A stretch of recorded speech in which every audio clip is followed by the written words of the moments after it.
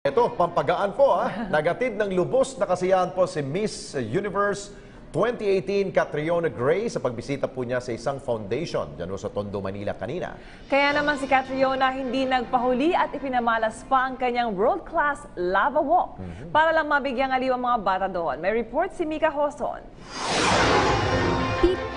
Walang kapaguran si Miss Universe 2018 Catriona Gray dahil sa sunod-sunod niyang pagbisita sa ilang organisasyon para sa kanyang Charity Day. Maaga pa lang, tumungo na si Catriona sa Young Focus Foundation sa Tondo, Maynila. Kitang-kita sa ngiti ng mga bata at volunteers ang excitement na makita ang kanilang idol. Game na game si Miss Universe sa pakikipag-selfie sa mga bata. Ipinakita rin niya at itinuro ang kanyang viral na lava walk para dagdag aliw sa mga bata at volunteers.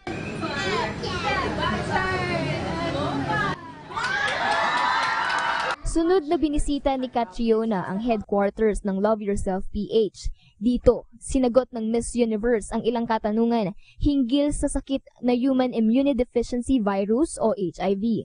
Binigyang diin ni Catriona ang kahalagahan ng awareness hinggil sa usapin ng HIV/AIDS, gayon din ang pagpapatest para rito.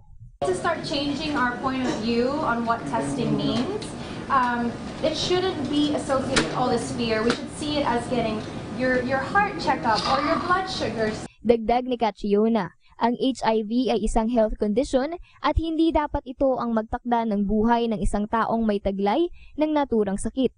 Pagkatapos niyan, nagtungo si Catriona sa Smile Train sa Quezon City para magbigay inspirasyon sa mga batang sumailalim sa cleft treatments. Hindi naman maitago ng mga chikiting na ito ang kanilang pagkasabik na makita si Miss Universe.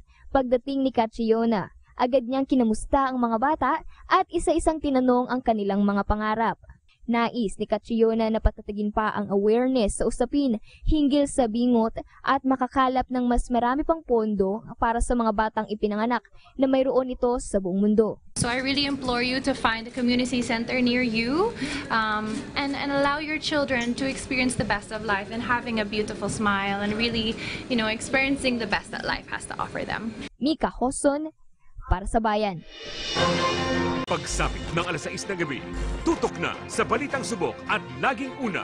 Muling nagmamala si Pangulong Rodrigo Duterte laban sa mga sangkot sa katiwalian at iligal na droga. Balitang napapanahon at laging maaasahan. This weekend, nagpapaulan pa rin sa malaking bahagi ng bansa ang Southwest Monsoon o yung hanging habagat. Balitang masusing kinalap para sa kapakanan ng mamamayan. Mahigit 100,000 trabaho sa loob at labas ng bansa ang naghihintay sa mga job seeker. Samahan ang tampalang Alex Santos at Catherine Vital sa PTV News. Hatid namin sa inyo para sa bayan.